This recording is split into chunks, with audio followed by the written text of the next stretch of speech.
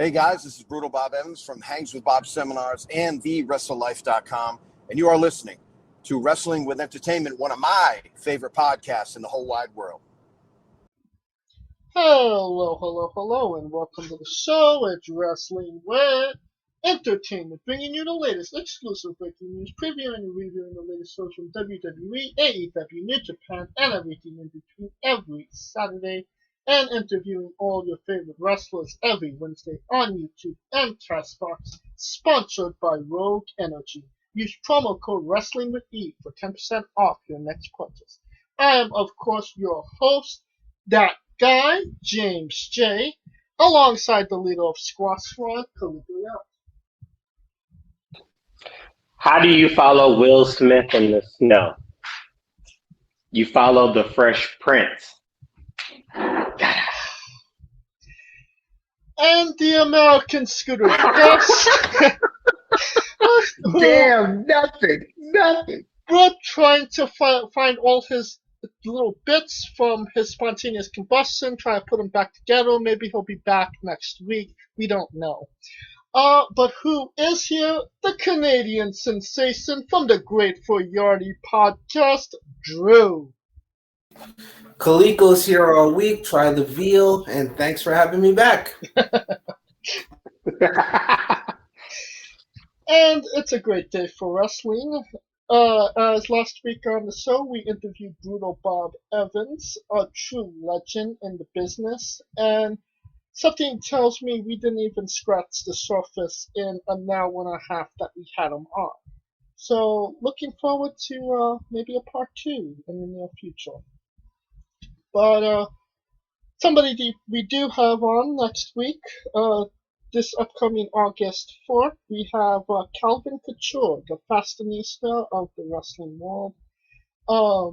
Somebody you and me interviewed, Kaliko, Tyler Klein's tag team partner. So we get a lot of interesting, in-depth stories from Calvin. Cannot recommend it enough. Of course. And plus, you got to get the other half. Now we just got to get them combined as a tag team. Then that's the catch. Oh, yeah. And in the news, I don't think I need to even say it. It's heavily rumored that CM Punk and Daniel Bryan are AEW bound. Nothing has been said from Punk or Daniels. AEW has been quiet on the matter as well. Kaliko, is there any reason for these rumors? Is it just a lot of build-up that is going to be nothing? What are your thoughts? Well, one, you got to follow moves, right? You just got to follow the moves that they make, right? So it's funny that the setup was going to be Hangman Page versus Kenny at All Out in Chicago. However, Hangman Page loses that match, therefore can't get the title shot at All Out. The only way they would do that is if indeed Punk is coming back. Now, I kind of got to take off the CM Punk bias hat that I have on. I got this big ass hat of a CM Punk bias. Because to me, I would love to see him wrestle personally. Because as much as I rooted for him in the UFC, that wasn't it, homie. No. But see, I love him, but I loved him enough to know the truth. So him being back in AEW, him and Daniel Bryan, they're going to be interesting because those two might be the biggest mainstream stars that they have. And the question is going to be, what's going to happen after? I mean, to me, they're more mainstream than they'll be the two biggest mainstream additions that they had ever, as far as like wrestling cult. But the question is, what's going to happen after that? Because creative control only has so much, and those words were the same words that do WCW. So my thing is to see where it goes after the fact, because we all know it's going to be the nostalgia and the punks here. But the question is, what's going to happen after that? Because they're going to have light schedules. It's not like they're going to be there every week. Hell, at least like when I give Jericho this much: when he's in it, he's in it. Right. And Daniel Bryan is the guy who's more family oriented than Punk, considering that Bryan got kids. So we'll see how this works if it happens. I believe it when I see it. But if I see it, I'm having to fucking them.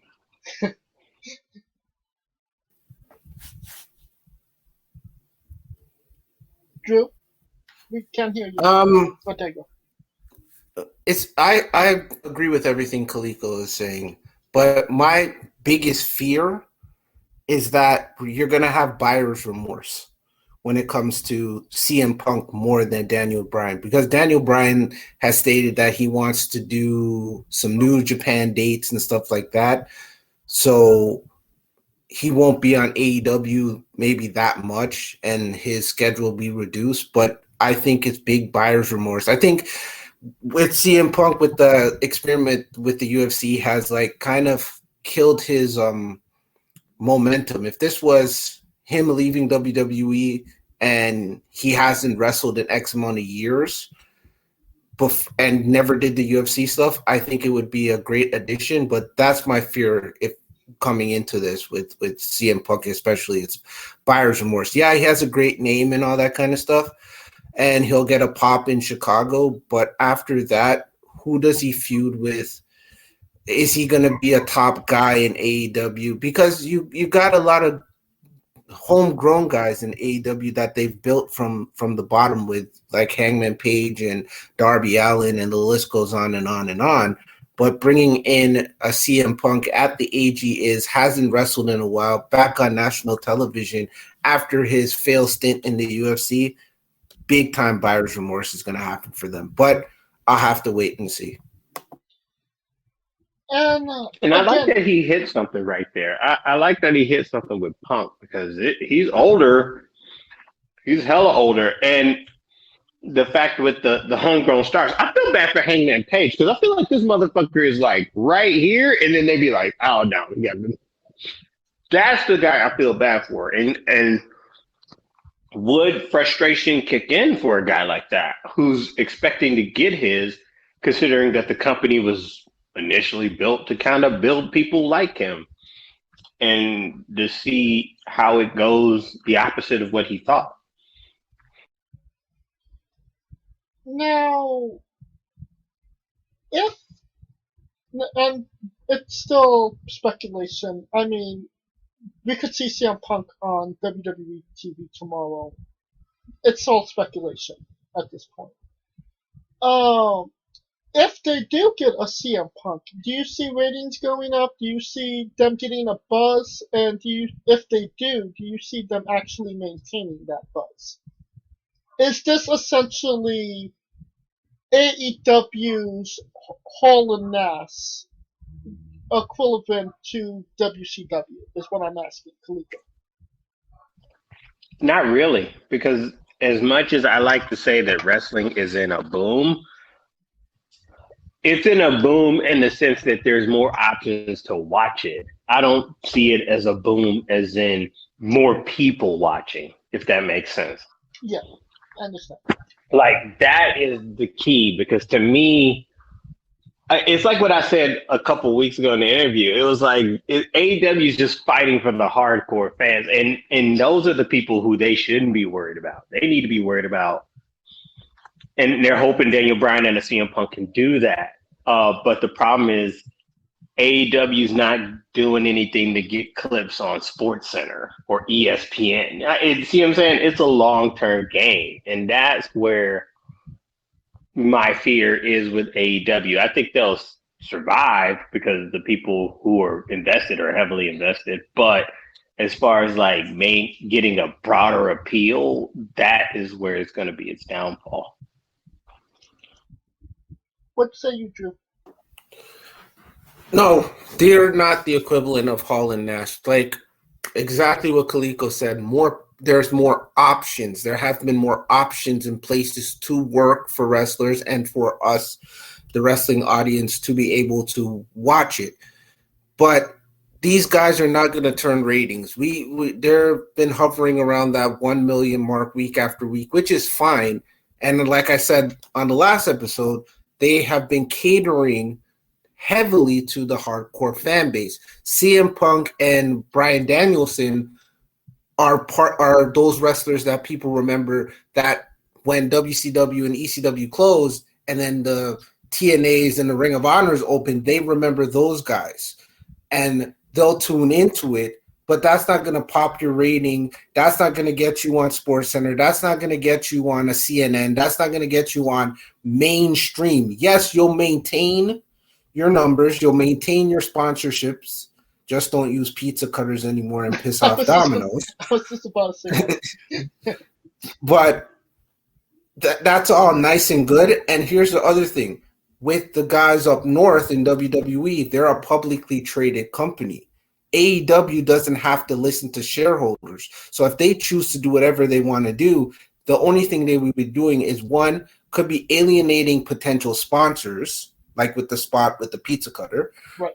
Number two, you could be alienating a group of fans that have stopped watching wrestling altogether, and you're not inviting them to say, hey, this is wrestling that you guys used to watch back in the day with some people that you may know, but here's some new people. Same with the whole thing with Kaliko was saying with Adam Page.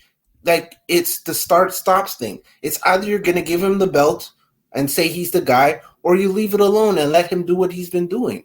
It's just these guys with Punk and Daniel Bryanson are not going to be the guys that are going to push ratings to the top. Plus, you are leaving TNT in 6 or less than 6 months to go to TBS, where there's going to even be less people watching your product. Right. True. So it is what it is at the end of the day. They're going to be following Tyler Perry, House of Pain. Now, all that being said, who is the bigger name here, CM Punk or Daniel Bryan? Kaliko. Ooh, push. It's a push, and the only reason I say it's definitely a push, because Punk has the name from UFC. I mean, given, but Daniel Bryanson during that time he got his name up, but he's not the guy that really wants the limelight. So that's why I say it's a push. So you got one guy won the limelight and is kind of fading. And you got one guy who had it but really don't want it. So, push. Drew? Neither. To be honest with you, neither. CM Punk's name cachet has gone in the toilet, and Bryan Danielson, let me get his name right, not use the WWE name. He wants to be just a professional wrestler. That's what he wants to do. He doesn't want the limelight. He doesn't want to be a sports entertainer or a WWE superstar anymore. I don't think so. I just think he wants to go out and have the best matches with maybe up-and-coming guys, maybe some unestablished guys in AEW, maybe in New Japan, and be that professional wrestler. So neither of them to me are guys that are going to be like, oh, let's turn over the dial and watch it. To be honest with you, you could bring in old man Hulk Hogan, and he'll probably pop a rating more than these two. Interesting. So true.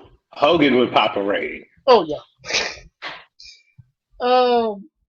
In other news, somebody that will definitely not pop a rating, Matt Cardona won the GCW title from pizza cutter enthusiast Nick Gage. And to say the crowd was not pleased would be an understatement. Kaliko, was this a plan that they thought would be a nice surprise, that backfired, or were they expecting somebody to murder Matt Cardona when they got him? Kaliko. No, Matt Cardona did what Matt Cardona was supposed to do. Because especially considering that he's the WWE guy. So him going into that territory and winning that belt literally will piss all those people off. Because, like we said, those, with the exception of like AEW, so we got the TV people, which are Impact, maybe ROH, WWE, and AEW, right? But those underbelly guys, the GCWs and the PWGs and all them motherfuckers are cult followings, right? So any motherfucker that comes in from a WWE standpoint and takes their title, they're gonna be pissed. So that reaction to me, totally not planned, especially considering the fact that they tried to get people were sending tweets out trying to get people Cage to kill Chelsea Green, who had nothing to do with the match. So that tells me, like, yo, this ain't no backfire. It got GCW some buzz though, and as much as we give shit for Zack Ryder, Matt Cardona, he did for a while. For a while, he became the story for a while. So for at least this week. So for a second, they did their job. I mean, we're talking about that. Yeah, so it worked. It fucking worked. Drew, you said last week on the show nobody cares about Matt Cardona. Still on that fence? Oh wow, how 7 days changes the whole landscape of things. To be honest with you, it's smart booking on GCW's part. They took a guy that was a relatively nobody in the WWE and now made him the ultimate villain. I remember seeing somewhere where he was even saying he was going to change the name of the GCW belt and call it the GCW Universal title or something to that effect. So it's like he as a heel character in that realm to go in there into that death match style and to look amazing doing it, got himself super over as the heel in the story, where it's not like the crowd sat on their hands. They got so pissed off and so invested that they were throwing garbage in the crowd, that they tweeted about killing his fiance.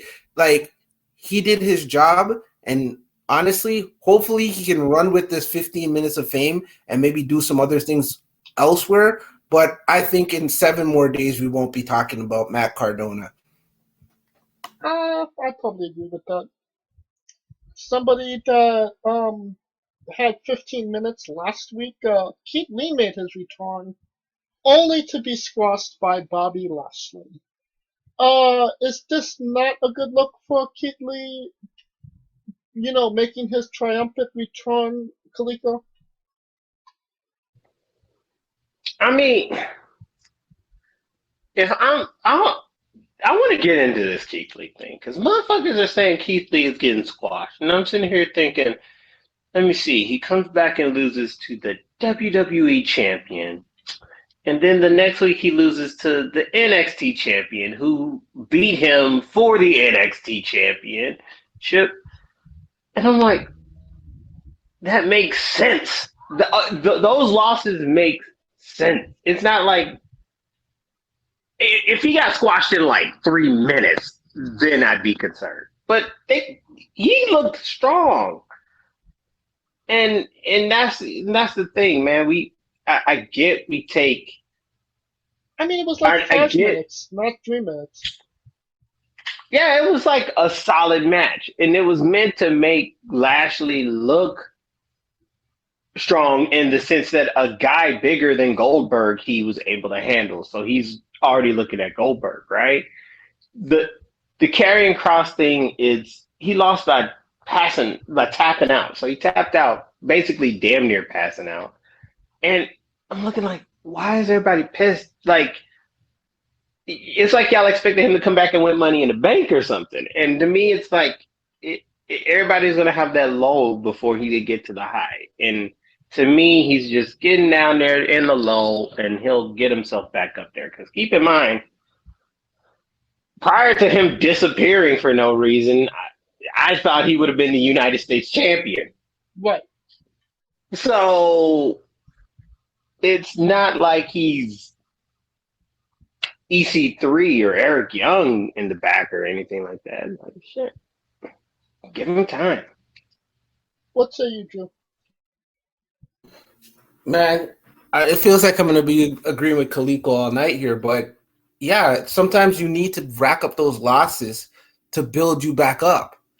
And it's not like you're losing to, and I'm going to date myself, to like Barry Horowitz or the Brooklyn Brawler.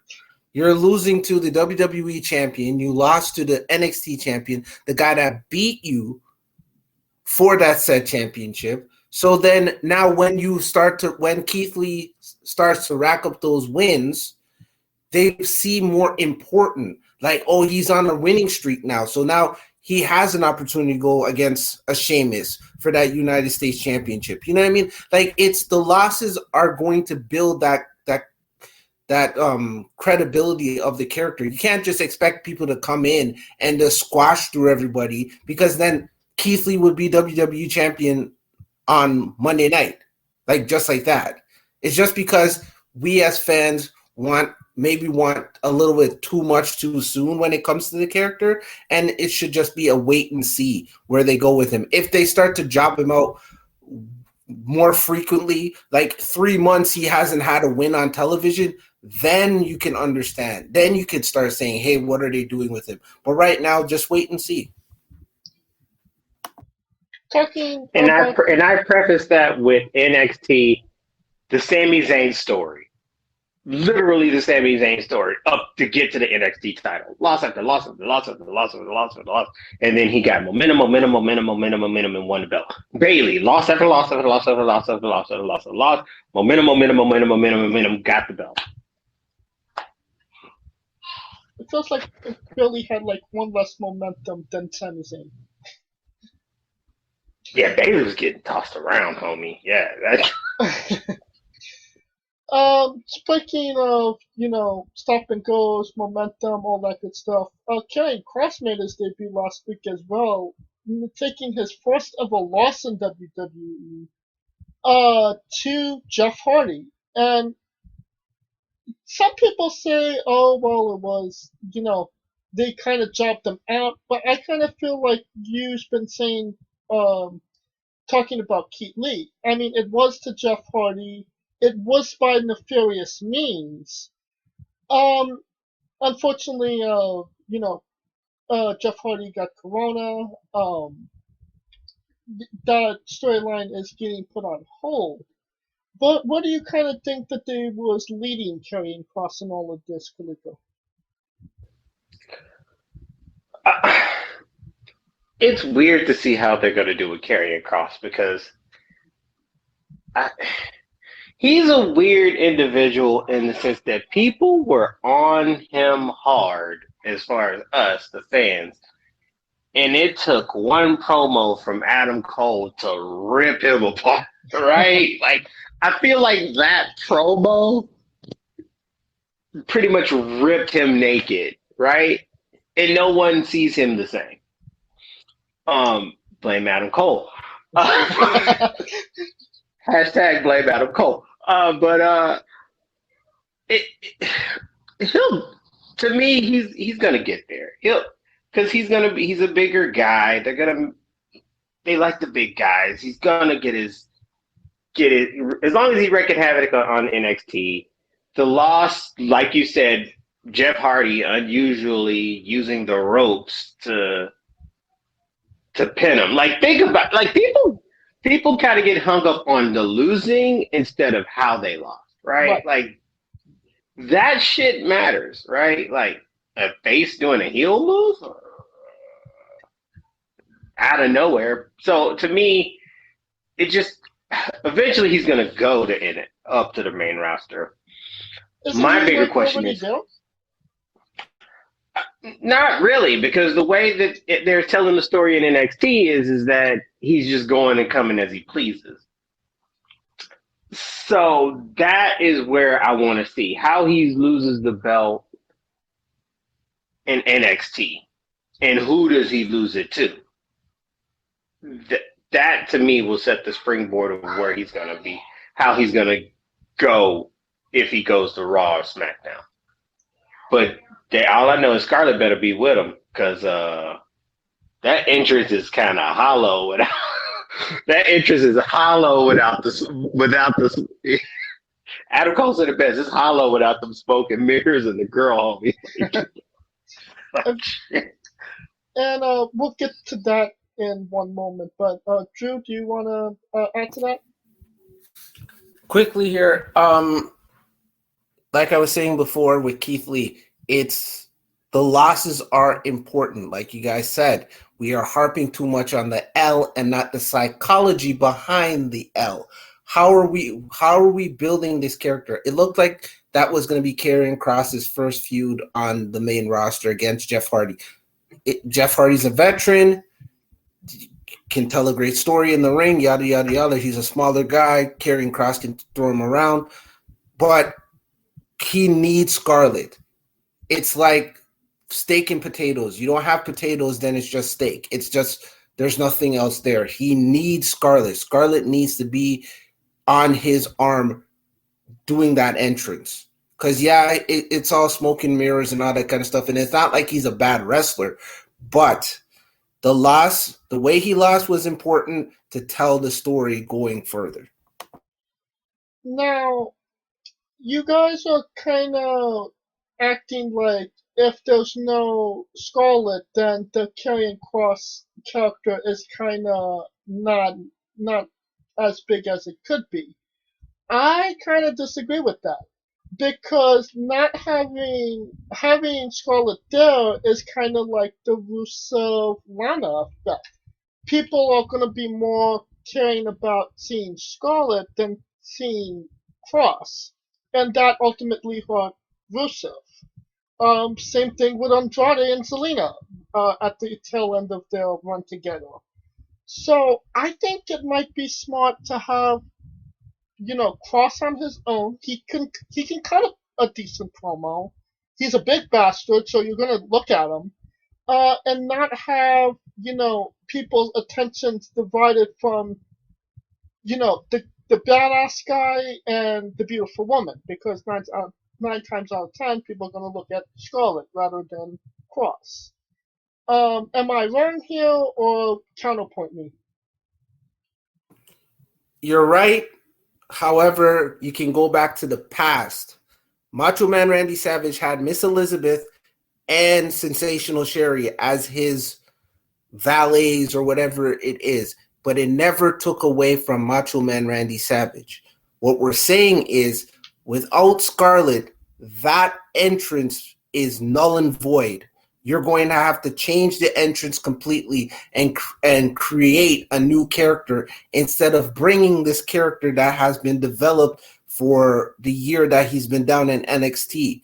That's the reason why we're saying it. If you're gonna get rid of Scarlett and have Scarlett be a solo wrestler on any brand, that means Karrion Kross's entrance has to change dramatically because she puts the sizzle in the steak, but it doesn't take away from what he is doing when he gets in between the ropes.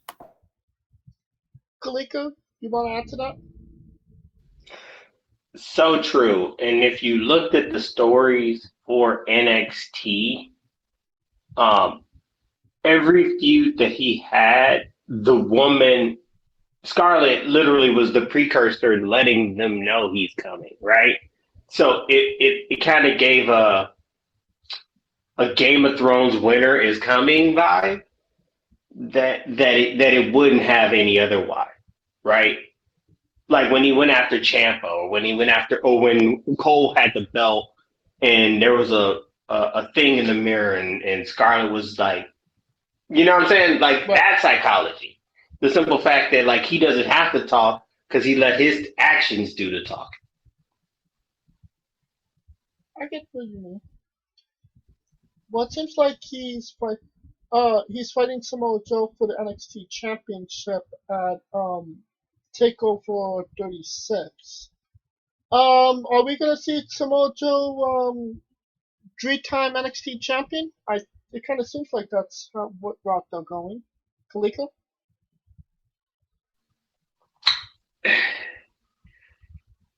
He's the only person that can beat him, right? Because to me, when Cross won that Fatal 5-Way, to me they nullified every motherfucker that could have beat him. True. And that to me was like, okay. And then when Gargano got the shot, I'm like, shit, I just saw you get tossed in a Fatal 5-Way. What the fuck I'm gonna do? You know what I mean? Like, for real. So, but it was not a takeover, so, and we know Gargano does better when it's not a takeover. So, deciding that. How dare you, sir? Anyway,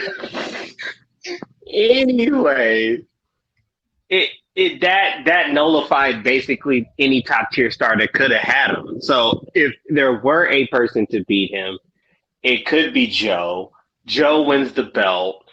Regal could take the belt from Joe because Joe's not an official. It's things that could happen there. Right. So that's where I'm thinking it could go, just to get the belt off Cross so he could go on to Raw. Because I feel like if Cross beats Joe, would it really be a feud? Because it just kind of confirms what he's been saying this whole time. Exactly. Now, if Cross beats Joe and keeps going to Raw and NXT and working that and just pissing off Regal, I could see that. But I felt like they should have been doing that before Joe got in the picture.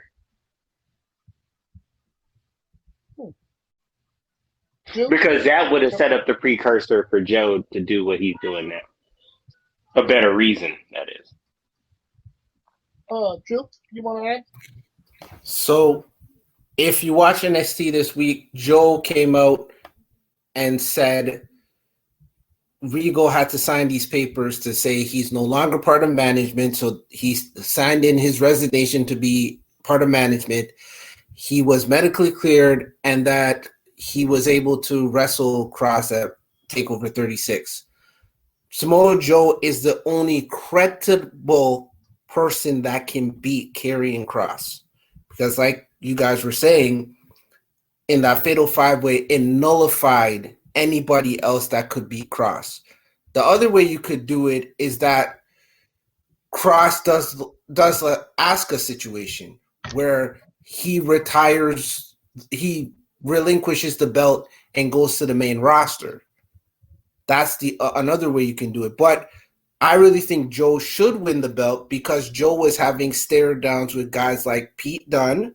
He was having stare downs with he had the interaction with Adam Cole. He's had interactions with Johnny Gargano. So there is matches that they can make to rebuild those guys that were in the Fatal 5-Way. And if Joe drops the belt to any of those guys, it's fine too. So it's a win-win-win situation. All right. Another win-loss, win-what situation. Lance Archer defeated Jon Moxley for the IWGP US Championship, ending his reign on AEW Dynamite in a Texas Death Match. What is the thinking process here, Kaliko?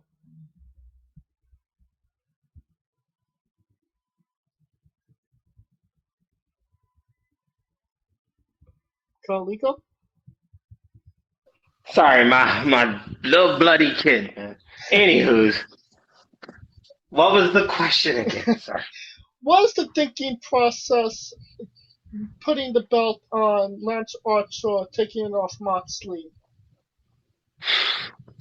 Some shit that they should have did 3 years ago. That's what the fuck it was. Like, dude, like, I felt Kenta should have had the belt. Like, Kenta was more popular with the briefcase than fucking Moxley was with the belt. No offense to Moxley, but what the fuck? And plus it sets up the showdown in LA, which is Tanahashi versus Lance Archer. So they are gonna have some OGs at the New Japan show in LA. But I mean, and plus it gives Archer credibility, I guess, in the sense of he's a champion and they're not really doing anything with him with AEW.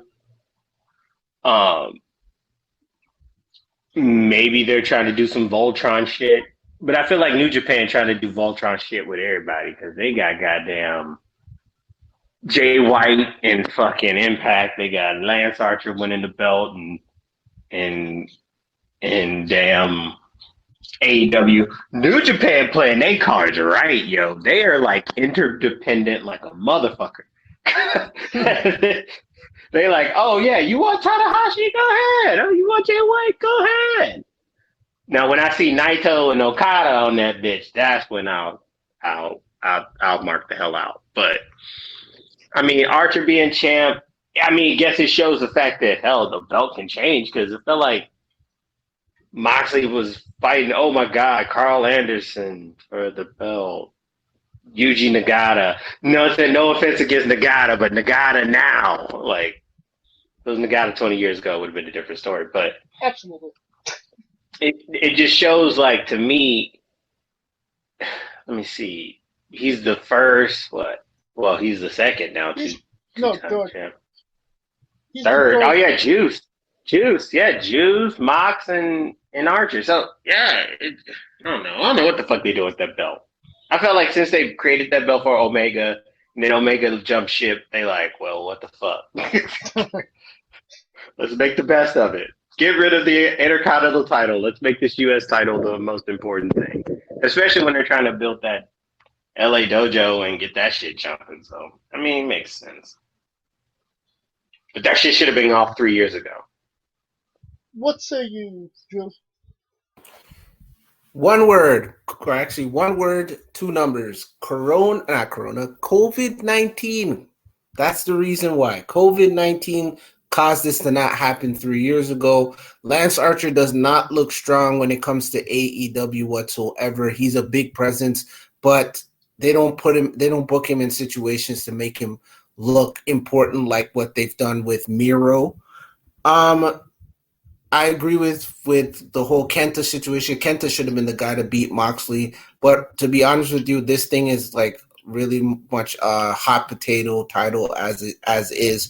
So I wouldn't be surprised if Tanahashi wins it and brings it back to Japan and goes on from there. But with the whole New Japan doing what they're doing, they are smart to be putting people everywhere in the wrestling business so that all of us eyes can be like, oh, there's Tanahashi. Oh, he's from New Japan. There's Jay White. I just watched Impact. Oh, I'm going to check out his stuff on New Japan World. I might try to get a New Japan World subscription. You know, that is smart marketing on their behalf to put themselves everywhere so that anybody and everybody can see them.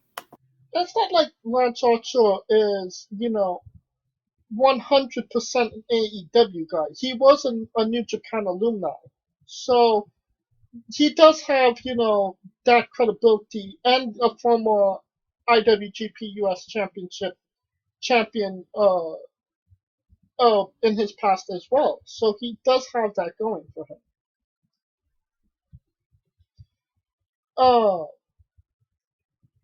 We just talked a little bit about it. Tanahashi is wrestling Archer for the championship at Resurgence in Los Angeles on the 14th of August.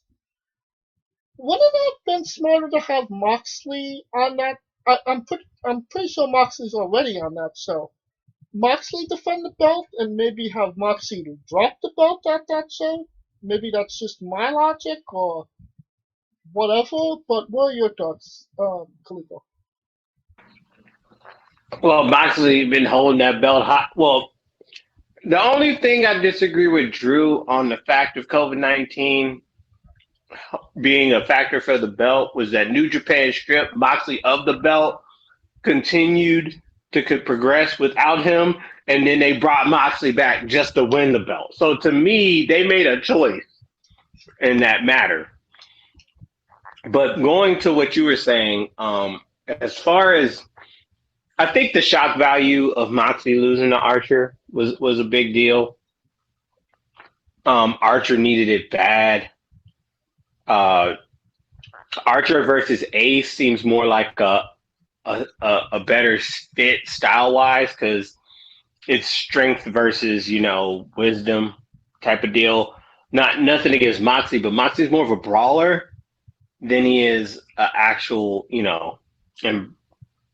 wrestler. So that style I think would be better, and I wouldn't be surprised if Tanahashi wins it. Because every belt he's held every goddamn belt in the bitch, so give him that honor, right? Yeah.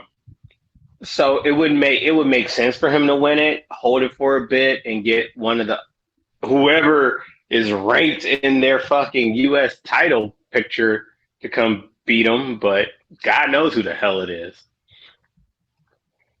What say you, Drew?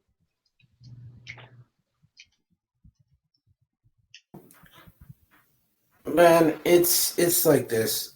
The reason why I said COVID-19 is because I just think New Japan is struggling in a sense to create some other stars besides the guys that we know, like the Okadas and the Naitos and all that kind of stuff.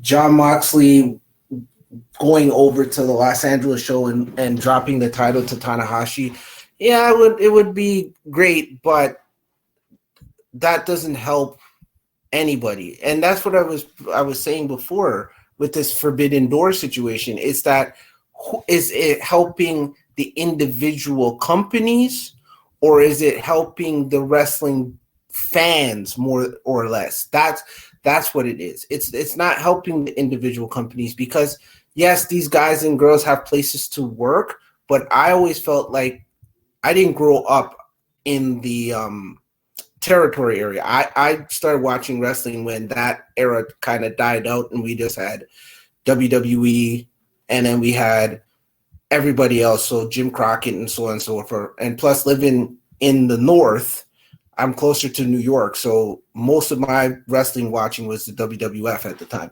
But I just think it's not helping. This Forbidden, it's not explained properly. It doesn't make any sense. Like we knew in boxing, if you're ranked X in a division, you can go for a division championship in your weight class or whatsoever. With this, it's like it's just a free for all. Anybody can go anywhere, anytime, any place. They don't have an affiliation to anybody. It's like you were saying, Lance Archer is more known for his New Japan stuff than he is known for being in AEW. It's just. And explain to me that all these titles are up for grabs within this universe of the Forbidden Door, then I could understand. But now where a guy can be like, I'm a New Japan guy, but I'm going to go to Impact. I'm a Impact guy, but I'm going to show up on AEW more than I do on Impact. It's just total anarchy, and it needs to be sorted out and smoothed out so fans can understand it a little bit more. All right. So true. Amen, brother. Amen. This just a bit of normal news. Dusty Hill of ZZ Top passed away earlier this week. Big wrestling fans for ZZ Top. This really sucks. But not just for music fans, right, Kalika? Yeah, for the music fans, it'll suck because but then again, ZZ Top is in that echelon. Who I say, BB King. They're more blues than anything, but blues really doesn't get the credit it deserves by certain artists, right? Like right now, hip hop, pop, and rock are basically it. But to make it as a crossover star in the blues arena, you had to be special. So, and they did some rock, but they were also like mainly blues. So to me, ZZ Top, the BB Kings, those guys, like they really got it out the mud, and he'll be missed. It kind of sucks, but luckily we got lots of catalogs for if you're a ZZ Top fan to go through. Steven, anything you want to add about ZZ Top? It's a major loss for entertainment because ZZ Top as a band it's one of those bands that transcend not only time and generations, but they all of that stuff. So yeah, it is a big loss for the entertainment industry. Also, it's a big loss as wrestling fans because he was one of us. So it felt like we had a celebrity transcended eras in his realm, but he also understood and had the love for the business like we all do that podcast or watch or et cetera, et cetera. Of course, thoughts and prayers go out to their family. That will cover the news for this week. And now, a quick word from our sponsors. Rogue Energy, the only gaming drink company in the world with 4 unique product lines to suit your task at hand, whether it be juices, shakes, smoothies, and everything else in between. Their low-calorie, no-sugar energy formula is the perfect alternative to sugar-filled canned energy drinks and sodas. Their extreme formula provides the most energy, focus, and sports performance possible. Their hydration line offers focus, ingredients without the added caffeine. Drink it anytime you're thirsty. And their shake formula is so delicious. Who doesn't love a cookies and cream, 0-calorie energy milkshake? First and foremost, they've designed every Rogue product line with performance and effectiveness in mind. It is critical that you look at the nutrition panels of drinks when comparing options. There are countless off-brands out there that are presenting low-quality, poorly dosed formulas that amount to expensive caffeine water. Every formula they produce is designed with optimal levels of high-quality ingredients. Additionally, you won't find a powdered gaming drink brand that dissolves better. No need to have chalky textures in your drink. Their taste profiles are unmatched, specifically designed for gamers, athletes, students, entrepreneurs, people with hectic schedules, individuals with low energy, podcasters who can't shut up, people who are health conscious, and so much more. Great as both a pre-workout and as a coffee energy drink replacement. Specifically designed every Rogue product line to be the best gaming drink on the planet. Rogue Energy, more focus, more wins. Use promo code WrestlingWithE for 10% off your next purchase. And we are wrestling with New Japan Wrestling Grand Slam in Tokyo Dome. This is the first event that they've had in Tokyo Dome that wasn't Wrestle Kingdom for, you know what, I can't even remember the last time. But this was originally scheduled to be in the late part of June.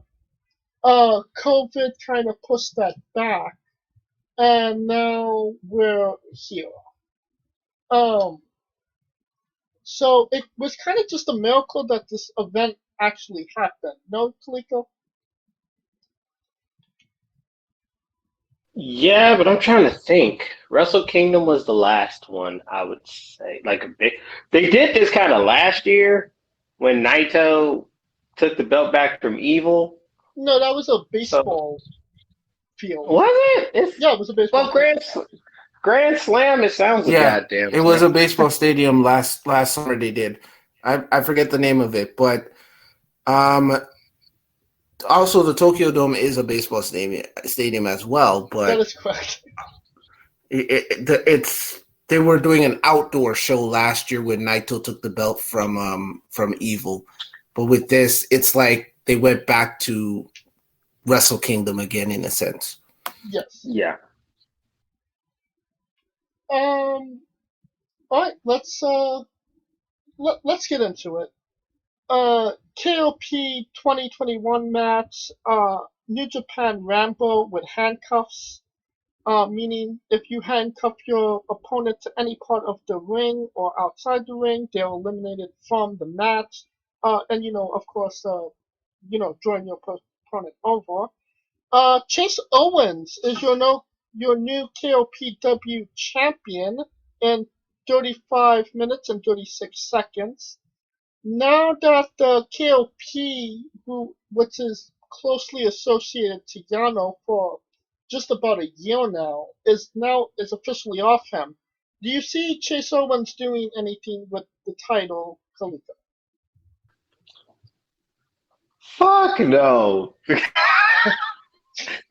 Sorry to say it that way, but fuck no. Because the only person that made it worth something was Yano because he beat Okada, and that basically was the premise. Like, this motherfucker beat the best wrestler in the world, and it's like, yeah, nah, homie.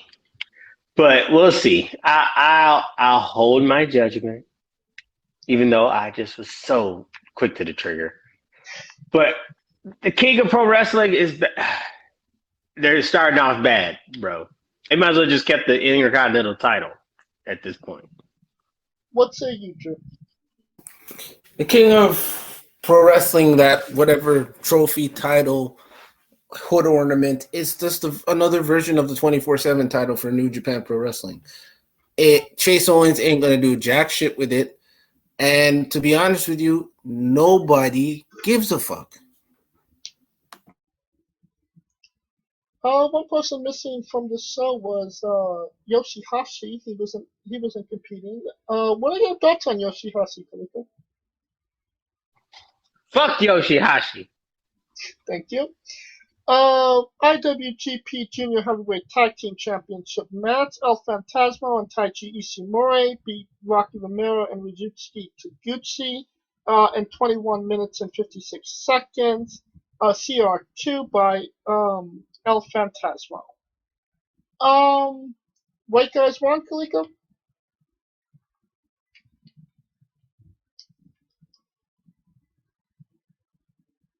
And we lost Kalika. No, you didn't. I said Rocky Romero was lost in translation. I was talking. Yeah. Remember but the to right unmute yourself. But the right team won. Of course, the right team won. El Phantasmo is really putting over that his boot is loaded. And that played a big part in the match as well. Your thoughts on the loaded boot gimmick that EOP is actually getting over and, actually winning legitimate matches with a super kick? Drew. Yeah, you can always win a match with a decent looking super kick, but that move is so played out and tiresome. To be honest with you, I just feel like sometimes when I tune into New Japan, it's like they're not giving me what they used to give me. Yeah. And it's just like I don't have to tune into every show.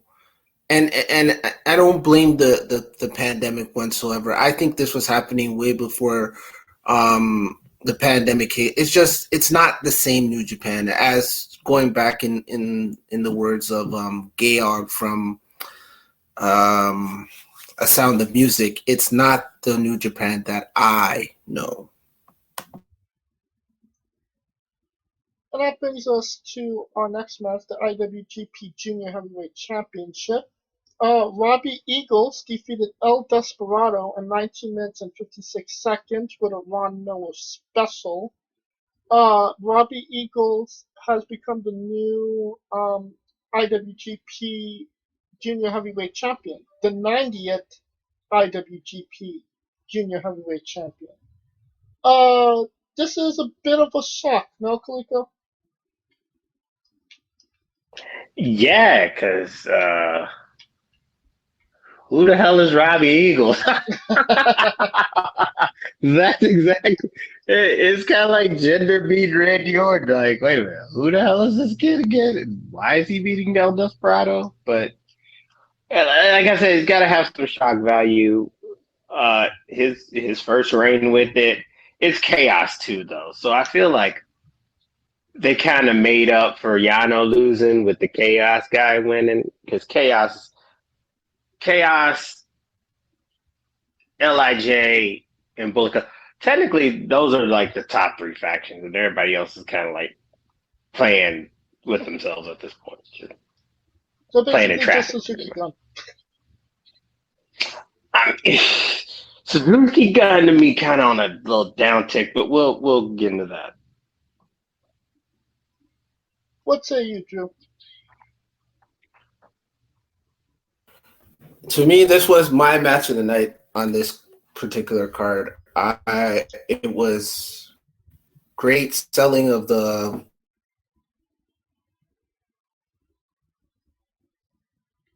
El Desperado, and if I was trying to tell somebody to check out New Japan, this would be one of the matches from this particular show.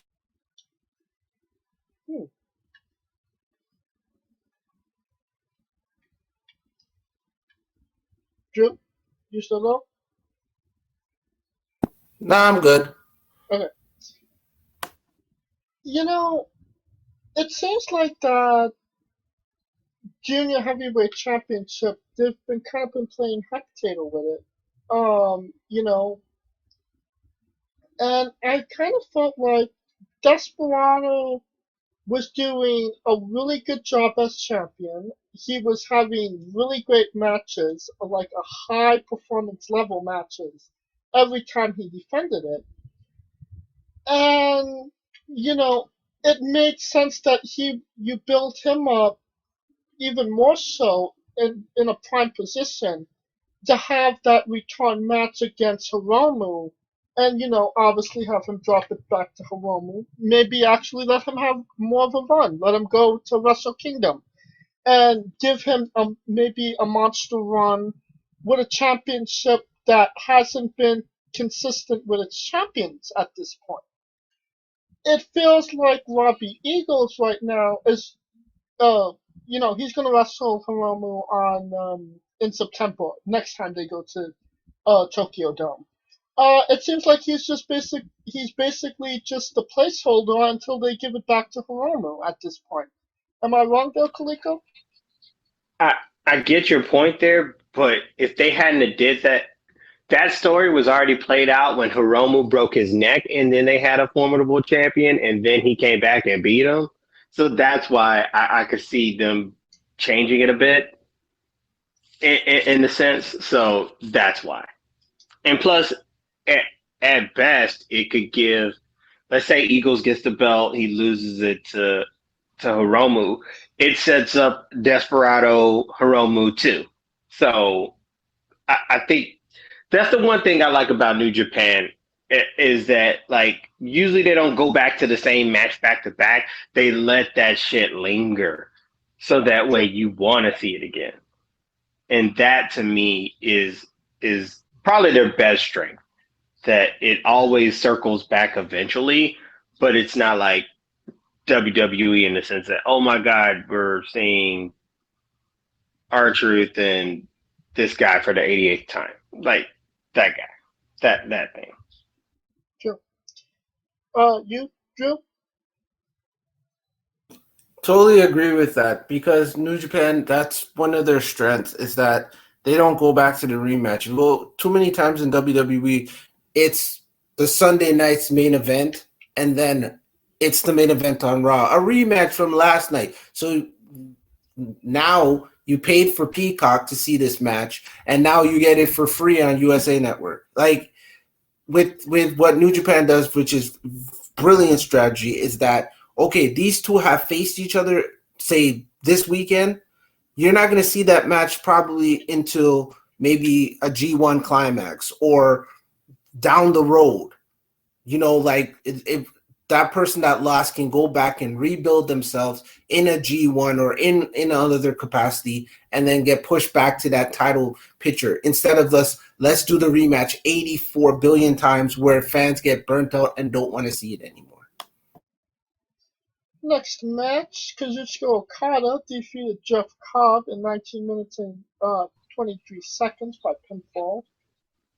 Next. Moving on. Move it up. Gotta keep it moving out. Keep it moving out. IWGP Heavyweight Tag Team Championship match. Zack Sabre Jr. and Tai Chi, Dangerous Techos, defeated Tetsuya Naito and Sanada in 37 minutes and 56 seconds with a European clutch. This is the third time Tai Chi and Zack Sabre Jr. are tag team champions. Obviously defeating the champions Naito and Sanada, who just won them maybe less than a month ago. Yes. That's correct. Goes back to my Desperado, Robbie Eagles, hot potato scenario. That you just gave these guys the belts and now you're putting them back on the original champions. Felico? You know what? Every squash match or any match where a guy comes up and then they get their ass beat in the end, I'm just going to start calling it the SANADA slaughter, yo. Because I swear that dude is just like, I'm surprised he hasn't left by now. They just set this dude up to be taking some L's, yo. Like L's. Like I can see Naito losing. He's protected. He's done accomplished so much. But Sanada, man, I'd be like, fuck this shit, I'm out. Because he's just been set up to slaughter so many times. It makes no sense. But they're doing them dirty? they've been doing him dirty for like 5 years. Oh yeah, Sanada quarterfinals, New Japan Cup, Okada slaughter. Oh yeah, finals G1 Cup slaughter. Oh yeah, you get the title shot slaughter. Like this is not a slaughter, yo. It's slaughterhouse. The Sanada set up for slaughter. Just Drew? Yo, this match was 15 minutes too long. It was 15 minutes too long. It didn't need to go that long. And yeah, Sonata's been jobbed out ever since he came back from Impact Wrestling. It's just, I feel bad for the guy, but it's the same thing we've been saying about some other guys on all over the place in the world of wrestling. Is the company going to pull the trigger on them, or is this where the company thinks they should be? But the match was a little too long for my liking. It sounds like we need to have Hangman Page versus Sanada, and one of them, whoever wins that match, will get an official push from their company, and the other one goes back into obscurity. Sound good? you mean loser leaves wrestling? Basically. Because it seems like Hangman Page is in the same position.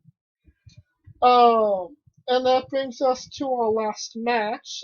This was originally supposed to be Shingo Takagi versus Kota Ibushi. Kota Ibushi got sick and was replaced by Hiroshi Tanahashi.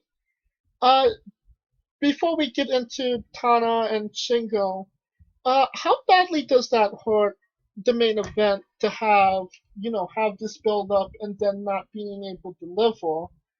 And what does that speak to this championship, that they've only had like a handful of these title matches and maybe 2 of them have actually gone right?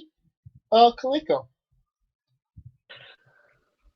I remember when Okada said that there's some bad juju on that belt. I swear to God, if there were ever an opportunity where I would believe it, it would be now. But I mean, the substitution is Tanahashi, who's the John Cena of New Japan. So it gives Takagi the win to solidify that he's a solid champion, right? So he didn't get the win in the sense of the story arc, but he got the win over a bona fide legend to show, hey, this guy is for real. That would be the one caveat to it, but I don't know, man. This belt's been like 6 months old, and it's just been some hell with that thing. That thing been through hell in 6 months. I thought the civil rights movement was bad. Now this belt going through it, homie. And Tana did beat Shingo for the Never Openweight Championship, so there was a story for that. There was a story between them. Unfortunately, we never really got to see it unfold because it just was kind of like a last minute thing. Drew? The match itself, highly recommend this match if you want to tune into this particular show. Like I said before, the IWGP Junior Heavyweight Championship and this championship match, highly recommend that you tune in for the match quality. But I feel like this, and I'm gonna bring my Jamaican culture into this. There is a bag of crosses on this IWGP World Heavyweight Championship, which means that, like what Kaliko is saying, Okada said that there's some bad juju. Oh, hell yes, there's some bad juju. It's like ever since they announced this title and put it on Kota Ibushi, what could go wrong has gone wrong 190%. We have it's a witch doctor, which we call Obiaman in Jamaica. They need to go get their money refunded from the Obiaman that they use because they put a bag of crosses on this belt.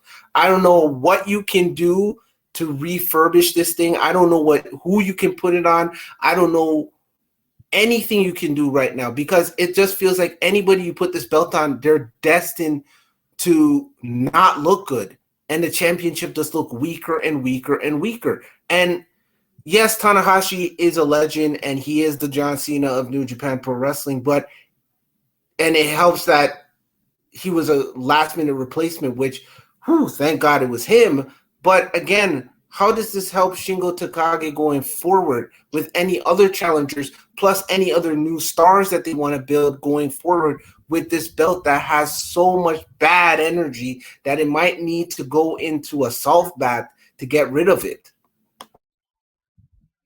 And just so everybody is aware, Shingo Takagi won the match in 37 minutes and 26 seconds with Last of the Dragon. You said that it makes the champion look bad. Shingo is the current champion, and he's probably standing on one leg when it comes to this championship because it had so much, as we've been calling it, bad juju. Does that hurt Takagi, or does it, in the eyes of the company, kind of make him look a little bit stronger that he's able to, overcome this adversity to a degree? Drew? In the eyes of the company, it makes him seem stronger because he has to go through this adversity being the holder of this title. But we always heard this saying, and Ric Flair always used to say it, the man doesn't make the title makes the man. I'm probably paraphrasing wrong, but it just feels like you reintroduce this belt, or you introduce this belt, and is the belt getting over, and is the champion getting over? And the champion is getting over because he has to go through all this adversity, which tells a great story, and it's kind of a reminiscent of what real sports is. Because sometimes, especially with fighting, you could go in a fight week and be like, hey, I know I'm supposed to be going up against this guy in the main event. And then look what happened with Cormier and John Jones a few years back. Cormier is at fight week, ready to fight John Jones, and then 48 hours before the main event, he's told, hey, John Jones effed up and he can't fight you. Like, so in the eyes of the company, for Shingo to be in this position that, okay, he was supposed to fight Ibushi. They're going to have a great story. They're going to have a great match. And then Ibushi gets hit with a crazy bout of pneumonia, because I was reading about it. And it's like, if you don't swallow your food and you suck down your food in a certain way, you can end up blocking your airwaves. It's crazy. So kudos to Shingo for doing it. The company, I think, has faith in him to say, okay, we're not going to strip you of the belt. We're not going to take the belt off of you. We're going to run with you. It's more kudos to him for what he has to do in this adverse time that he's going through. Kaliko, do you see this this IWGP World Championship surviving to the end of the year, or do you see at some point down the line we're going to see a split? If I were them, I'd go to the gods and get that bitch split in half. But the one thing that they did with the belt was something that Japan, in general, their culture usually never do, is they fucked with tradition. Right. Because the Japanese are traditional culture, right? So to me, when that belt got changed, it's just downhill. I wouldn't be surprised if it goes back, but to me, if they had a chance to bring it back, it would have been when Ospreay got hurt. I think that was the best chance to bring it back. Because to me, I think they're going to go with it because they're in too deep at this point. So I will see how it works with the tradition aspect, because I don't feel like the people are buying it because they fuck with tradition. Because with that belt, keep in mind, every time that they had a title match, they would show every person that held that belt. So it was not just the belt itself, it was the tradition and the history with the belt. And that was just and like that's where what they got rid of. So yeah, they're gonna have a steep ass climb. That's for sure. They rescheduled Kota Ibushi. No. Evil will be fighting Shingo for the belt in, I believe, September 5th. Does Evil have enough evil juju to actually come out of this with scotch-free, Drew? Nah, man. But I want to go back and piggyback what Khalik was saying about tradition. And I think we answered the question on why this belt has bad juju. It's because the tradition is not there. Like we've seen the history of the IWGP Heavyweight Championship and the who's hold it and the lineage and the history and all of that. So when you strip that away and say we're getting rid of that history, and yes, the Japanese culture is very, very traditional when it comes to their history and what they're about, and you erase it, there's where the bad juju comes in, because they're not going to believe this title anymore. It doesn't mean anything. It would be like the NBA getting rid of the Larry O'Brien trophy and giving out WWE style championship belts if you won won the NBA finals, or another iconic championship, the Stanley Cup. If the NHL said we're getting rid of the Stanley Cup and we're going to give out bracelets, gold bracelets or silver bracelets, the history is gone. Even though we know year after year they removed old names off of the Stanley Cup to add the new ones. We all know that, but the history behind it, we know who has held it, who's been a part of it, what teams have done this, that, and the third, the legends, and that's what happened with that whole switching of the IWGP Heavyweight Championship and merging them. They got rid of that history. But I don't think, I honestly, as a character, I've never believed in Evil whatsoever. I think Evil in the main event picture is wrong in a sense, because to me, he doesn't play like a main event player. They throw him in the Bullet Club. To me, that hasn't worked. They've tried to do so many things with him, and it's just not sticking for me. And to be honest with you, I just think September 5th, Shingo goes over him again and keep it moving. I think whoever wins the G1 tournament is going to be the next guy to be the champion, to be honest with you. I think we're going to ride out this year, go into Wrestle Kingdom, and then start a new when that ends.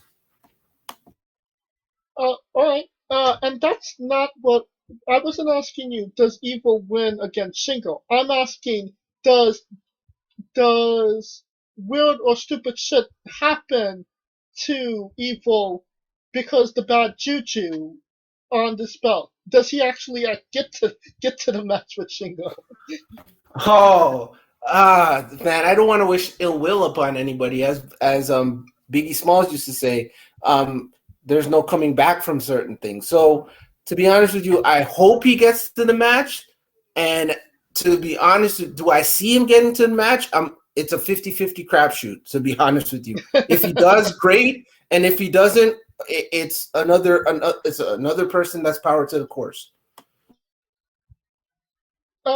And I totally agree with you on the point of, what they're doing with Evil isn't working right now. I mean, he could be Yano for the King of Pro Wrestling. He could be freaking Yoshihashi for the Neville 6-man belts. And what are your thoughts on Yoshihashi again, Kaliko?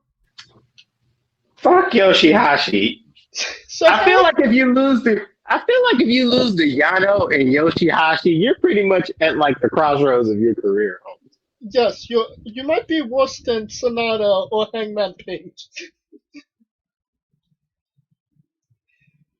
Anything else you want to add, Kaliko? Let's just hope nothing happens to Shingo, because I feel like every person that's held that belt has some shit happen to him. So that it ain't Evil you need to worry about. It's Shingo you need to worry about. And with that, we will conclude our coverage of the New Japan Grand Slam event and this entire episode. Drew, thank you so much for coming on and doing this with us once again. You love me. I know you love me. Of course we love you. Yeah, because he agrees with my points. That's why we make fucking. That's the only reason why I'm here, because I agree with you. I'm not gonna. No. I ain't agreeing with you no more. I ain't putting you over no more. I've jobbed out too many times to Kaliko. Oh no! I've jobbed to Kaliko too many times. Now I need a win. I need some money. I need to go to the pay window now. I'll give you the finger poke. You know what? You can put me through the SANADA slaughter. Since you put me through so much, the SANADA slaughter is just for you. I'll go through it just for you. All right. Put yourself over, Drew. Feed your family. Where can we find Drew, the Gr8ful Yardy podcast, all that good stuff? Okay, you can find the Gr8ful Yardy podcast on Anchor.fm, Apple Podcasts, Podcast Addict, now on Spotify, and wherever your podcast. You can find your boy Drew on social media. Twitter, that is DWrestling99. On Instagram, Drew_Wrestling99.